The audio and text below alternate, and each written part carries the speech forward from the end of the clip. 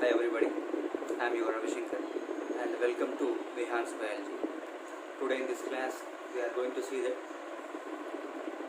what is the role of oxygen in photosynthesis. It is going to be liberated or it is going to be utilized in the photosynthesis. Today we are going to see that, and by conducting one experiment we are going to show that the oxygen is going to be released out from the plant's body. In this experiment we are going to say that oxygen will be liberated during photosynthesis, and here for this experiment the aim is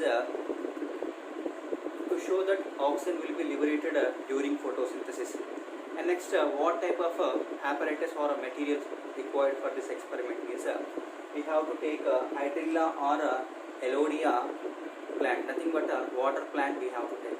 Hydrilla it is available, we have to take hydrilla, otherwise we can take elodia plant for this experiment. And next we have to take a test tube, and after that we have to take a beaker and water we need, and next we have take a funnel, gas funnel there, and these are the materials required to conduct this experiment. And first of all here what we have to do means here first of all we have to take the stems of hydrilla or elodia plant, and slowly we have to insert these stems into the glass funnel there. We have to insert the stems of that hydrilla or elodia plant stem into that glass funnel there, and after inserting we have to place this glass funnel in a beaker. We have to place that glass funnel into a beaker, and next we have to fill the beaker with water, and after that we have to take one test tube there, and we have to fill the test tube with the water completely. And next when we are going to fill that test tube, and we have to take the test tube and we have to invert the test tube, and we have to place on the narrow end of the glass funnel which is placed in the beaker already. Okay, and like this we have to set up that experiment, and we have to place this setup, or we have to place these materials or whatever the setup we have done now, and we have to place in a sunlight there. And when we are going to keep in that sunlight, automatically 2 to 3 hours or more than 4 hours there, automatically we may observe one gas is going to be evolved from the stems and as well as the parts of that hydrilla or elodia plant, and it will be liberated in the test tube in the form of bubbles there, and we don't know what that gas is. And next for that inference, and what we are going to observe means first of all we have to take that test tube very slowly. We have to remove that test tube from the glass funnel, and we have to close it. And next we have to introduce one burning matchstick or one incense stick near to the mouth of the test tube, and slowly we have to open the test tube. Automatically the burning matchstick will burn more vigorously, and already you know that if one thing is going to be burned more vigorously, which gas is very helpful for that? It is nothing but oxygen helps for the maximum or vigorous burning there. And by this experiment we are going to say that in that photosynthesis automatically oxygen is going to be liberated. Okay, what type of precautions we have to take for this experiment means definitely we have to see that the level of the water which is present in the beaker should be more to the level of the narrow end of the glass funnel which is placed in that beaker. And next when we are going to remove that test tube, when the gas is evolved in that test tube there, and when we are removing the test tube, definitely we have to close the test tube mouth with the help of our thumb, and slowly we have to remove, and we have to introduce that burning matchstick and we have to open there.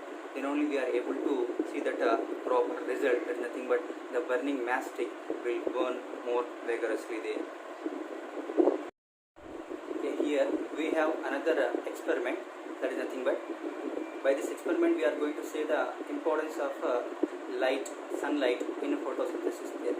Okay, and what is the aim of this experiment means to show that light is very essential for photosynthesis here. Okay, and this experiment, it is named as a black paper experiment. It is named as a black paper experiment. It is also called as a light screen experiment.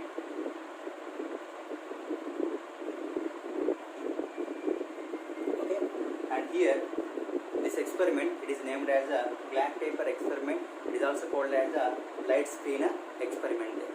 And here, what are the materials required for this experiment? Nothing but we have to take one de-starched potted plant.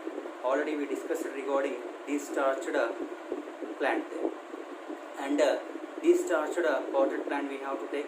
And next we have to take a light screen or a black paper, and which is cutted in a different shapes or with different alphabets there. And here I have taken that is shaped what light screen there, and we have to arrange or we have to clip this light screen to the leaf of that de-starched potted plant. And next we have to take iodine solution also for the purpose of iodine test. And next we have to fix that light screen or black paper to the leaf.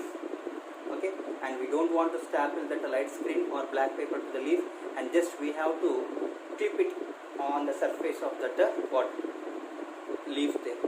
And next we have to leave this arrangement under the sunlight nearly 2 or 3 hours or more than 4 hours, and we have to take that leaf, we have to detach that leaf which is fixed that light screen.